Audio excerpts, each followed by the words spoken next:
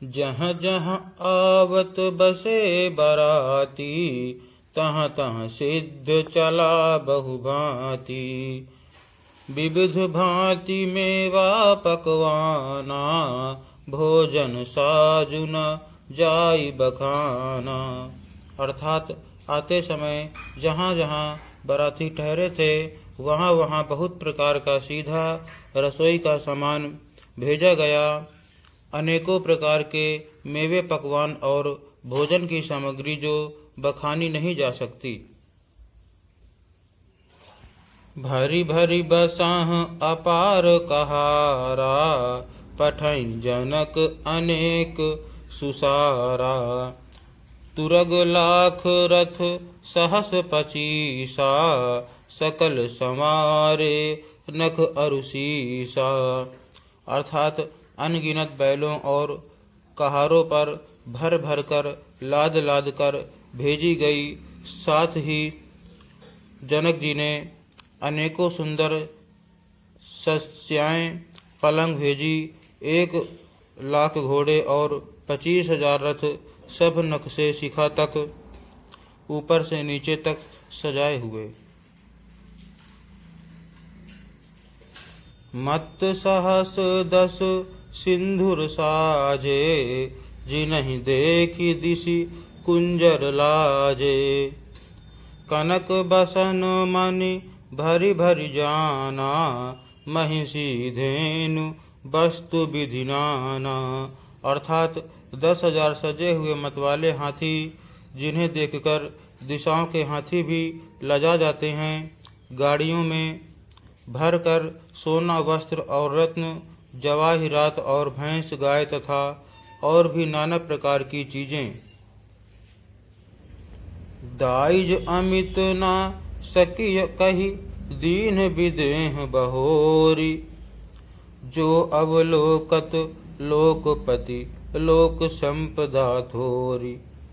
अर्थात इस प्रकार जनक जी ने फिर से अपरिमित दहेज दिया, जो कहा नहीं जा सकता और जिसे देखकर लोकपालों के लोकों की संपदा भी थोड़ी जान पड़ती है।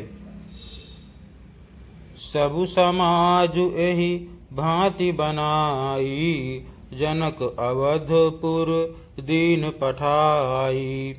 चलिह बरात सुनत सब रानी, बिकल मीन गन जनु लघु पानी। अर्थात इस प्रकार सब सामान सजाकर राजा जनक ने अयोध्यापुरी को भेज दिया। बारात चलेगी, यह सुनते ही सब रानियां ऐसी विकल हो गईं मानो थोड़े जल में मछलियां छटपटा रही हों। पुनि पुनि सीय गोद कर लेहि, देई आशीष सिखावनु देहि। हो एहु संतत पियहि पियारी, चिरु अहि बात आशीष हमारी। अर्थात वे बार बार सीता जी को गोद कर लेती हैं और आशीर्वाद देकर सिखावन देती हैं। तुम सदा अपने पति की प्यारी हो, तुम्हारा सुहाग अचल हो, हमारी यही आशीष है। सासु ससुर गुर सेवा करहु, पति रूख लखि आयसु अनुसरहु। अति स्नेह बस सखी सयानी, नारी धर्म सिख वहीं मृदुबानी। अर्थात सास ससुर और गुरु की सेवा करना, पति का रुख देखकर उनकी आज्ञा का पालन करना।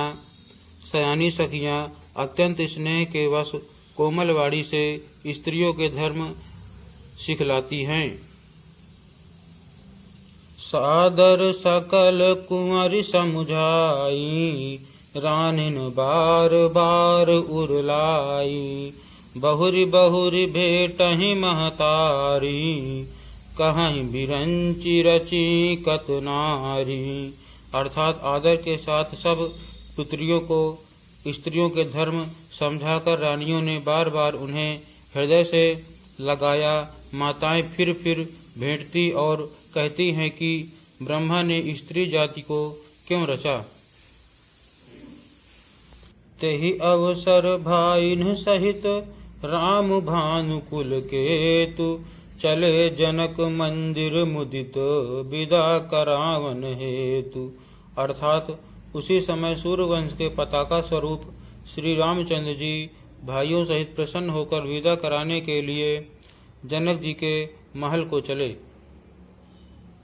चारिउ भाई सुभाय सुहाए, नगर नारी नर देखन धाये, को कह चलन चाहत हहि आजू, कीन विदेह विदा कर साजू।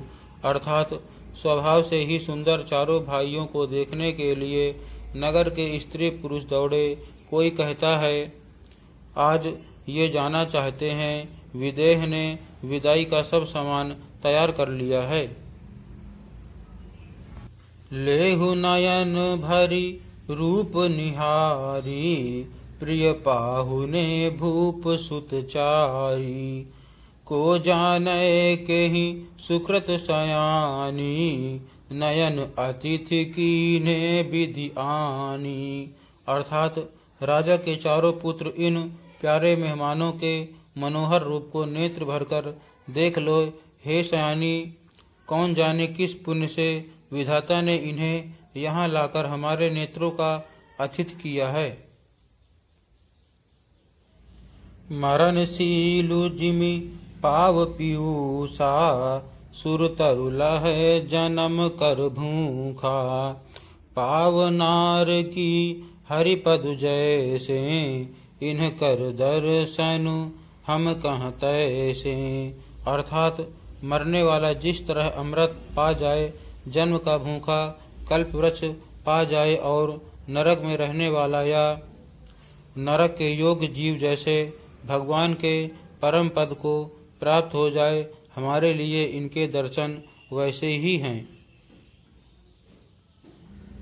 निरखि राम शोभा उर्धरहु, निज मन फनि मूरति मनि करहु, एहि विधि सब ही नयन फल देता, गए कुंवर सब राज निकेता। अर्थात श्री रामचंद्र जी की शोभा को निरख कर हृदय में धर लो, अपने मन को सांप और इनकी मूर्ति को मणि बना लो। इस प्रकार सबको नेत्रों का फल देते हुए सब राजकुमार राजमहल में गए। रूप सिंधु सब बंधु लखी, हरसि उठार निवासु, करहि निछावरी आरती, महामुदित मन सासु। अर्थात रूप के समुद्र सब भाइयों को देखकर सारा रनिवास हर्षित हो उठा। सासुएं महान प्रसन्न मन से निछावर और आरती करती हैं।